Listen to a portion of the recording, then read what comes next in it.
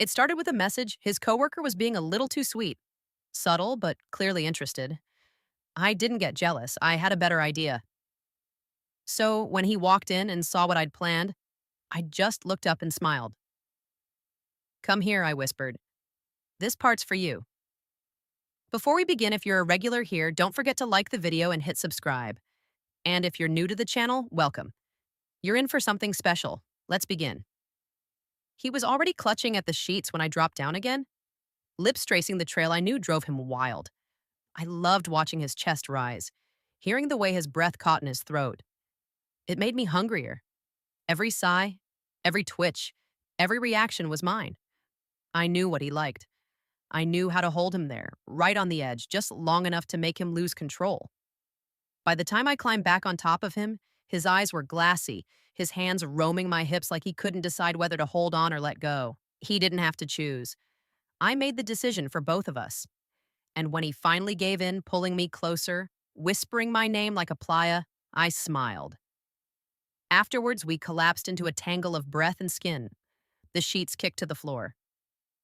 You're unreal, he murmured, still catching his breath. That might have been the best ever. I leaned over him, kissed high chest, and grinned. You say that every time. Well, he smirked, you keep proving me right. I pushed up on one elbow and reached for his phone on the nightstand. Actually, there's something I want to show you. I saw this move the other night. I think you'll like it. I unlocked the screen, but before I could pull up the video, a notification lit up. Sophie, you were so funny today. I swear you always make my day better. I paused. Sophie. I clicked the thread, curiosity taking over. Her messages weren't explicit.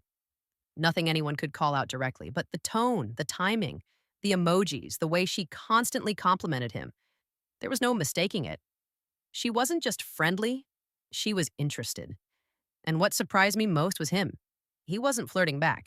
Not really, but he wasn't stopping it either. He seemed amused, flattered, and maybe, just maybe, liked the attention. You know she's flirting with you, right? I said, scrolling through the thread. He glanced over, still catching his breath. Who is Sophie from work? I turned the screen so he could see. You always make my day better. Come on. He squinted at the phone. That's just Sophie being nice. I smirked. Really? Is it normal for her to say you light up her afternoons and send winky faces? He laughed.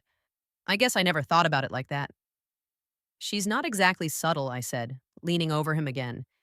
And you're not exactly stopping her.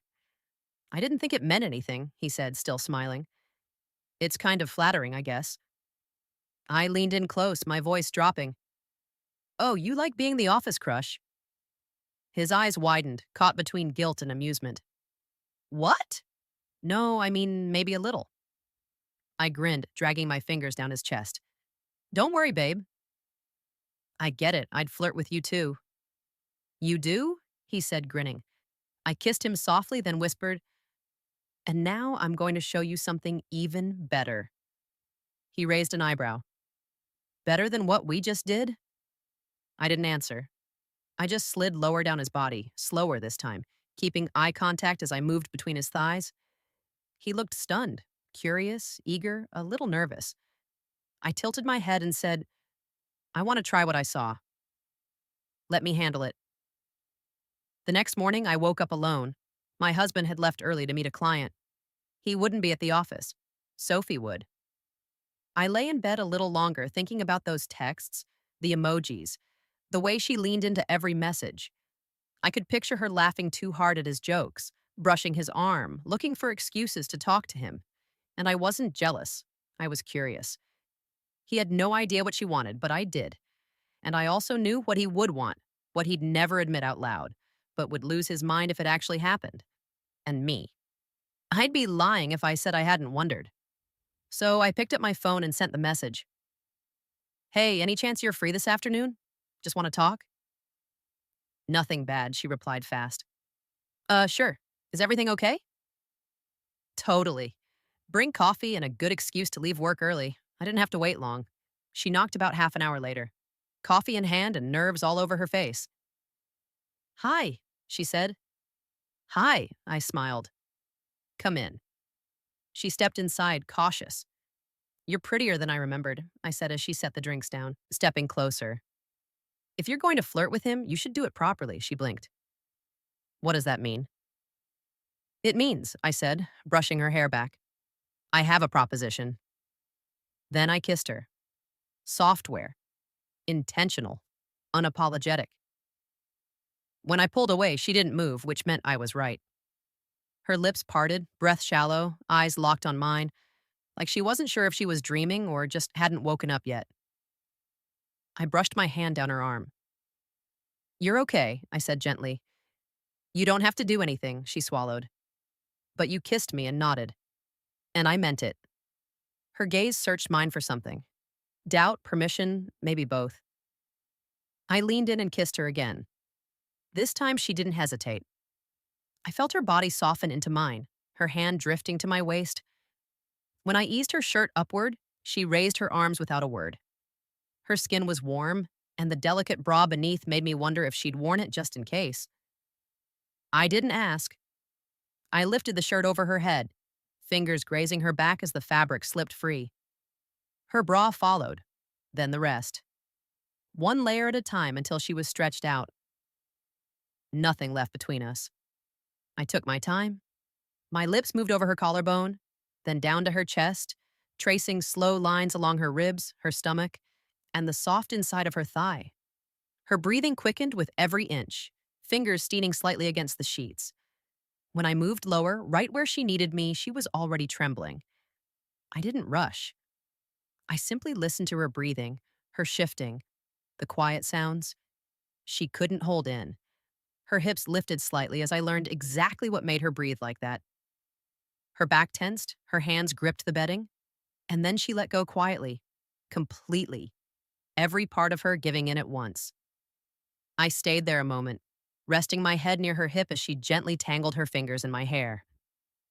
That was, she whispered, breath uneven. I know, I murmured. Just breathe. The room stayed still for a while. I eventually sat up, my fingertips trailing lightly along her side.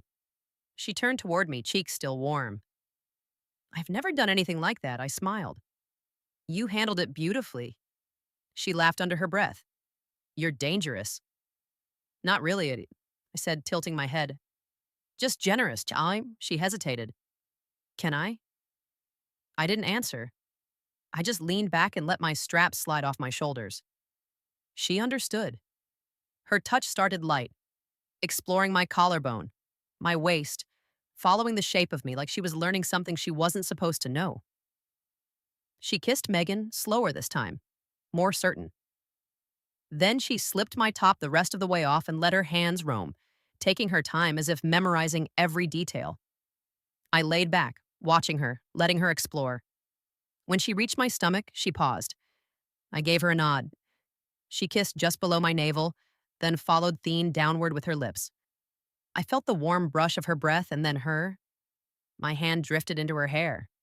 She started gently, still learning, but every sound I made gave her direction, and she kept going. I let go completely, my head tilted back, my breathing quickened, tension building with every second. I curled forward as everything hit at once. The sheets tightened my grip. A sound escaping. I couldn't quite keep in. She crawled back up beside me, glowing with quiet pride. We didn't speak. We didn't need to. We stayed there, wrapped around each other, the sheets tangled at our waist. I told you I had a proposition, I murmured, brushing a strand of hair behind her. She smiled. I thought you meant like coffee. I was about to answer when the front door opened downstairs. She stiffened. I didn't. I met her gaze with a calm smile. Relax, I said. This part's for him. Footsteps climbed the stairs. Adamant later, he appeared in the doorway. His eyes widened. I sat up slowly, still bare, the heat of everything we'd shared still clinging to me's skin. I looked straight at him, then patted the space beside us. Come here, baby, I said softly. You're going to love this. He stood in the doorway like he'd walked into a dream and wasn't sure he was supposed to be there. I walked to him slow and bare, the warmth of Sophie's mouth still humming under my skin. I didn't speak. I just kissed him. Soft, sure, inviting. He didn't take care of you. His body twitched under her, breath catching in his throat. He looked at me, stunned. I kissed him again, deeper this time, steadying him as she continued. His hand found my back. It stroked his hair and whispered, "You're doing so well." His head tilted back. He moaned softly, breath broken and helpless. Sophie looked up. Her lips were wet, her eyes wide. I smiled. "No, it's your turn." "Lie back," I said gently. Sophie stretched out across the bed, breath shallow, legs parting just enough. She looked up at him, uncertain. "He's nervous," I told her. "So are you, but you both want this." It turned to him, reached for his hand, and whispered, "She wants you. Go to her." He nodded slowly, climbing over her with deliberate care. She reached up as he settled above her hands trembling slightly. I knelt beside them and ran my hand along his back. "Take your time," I whispered. She reached for him, and their bodies met. He froze. I leaned in close. "It's okay. She can take you." His hips seized forward, and Sophie moaned, fingers stunning at his sides. "She's more than ready for you." I whispered into his shoulder. "See how she holds you?" He began to move slow and steady, and Sophie gasped beneath him. I climbed over her carefully, one knee at a time, positioning myself just above her mouth. He paused to adjust, making room for me, and then her lips began to move, and I felt her. I gasped, dropping my hands to his chest as he thrust deeper, and I leaned in to kiss him, our mouths meeting just above the tension building between us. "You're inside her?" I whispered between kisses. "And she's inside me." "Can you feel us both?" Hen nodded, breath shaking, lost between the two of us. Eventually, I slid off and let them breathe. "Your turn," I said to Sophie, guiding her up. "Take control."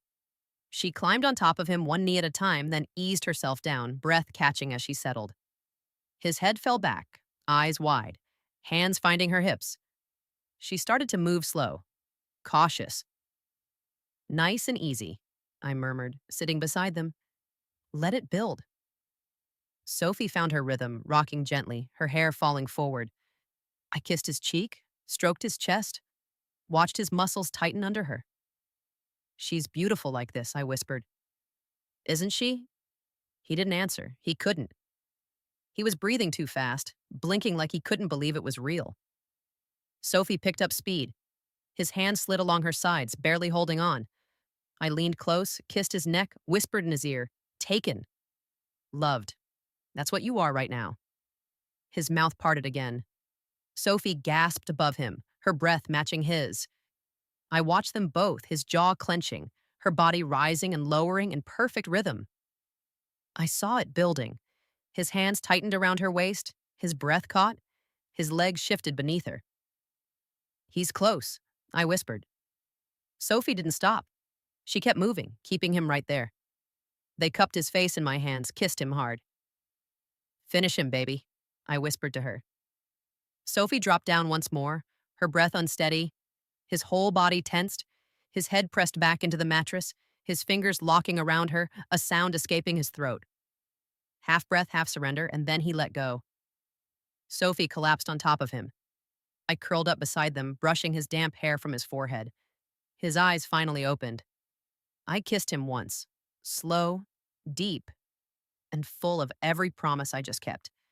Then I whispered, "That's what you get for being such a good husband." Be honest. If you walked in and saw that, would you hesitate or jump right in? What would you do in his place? Tell me in the comments. I'll be reading. And if you enjoyed the story, don't forget to like, subscribe, and turn on notifications. Thanks for being here.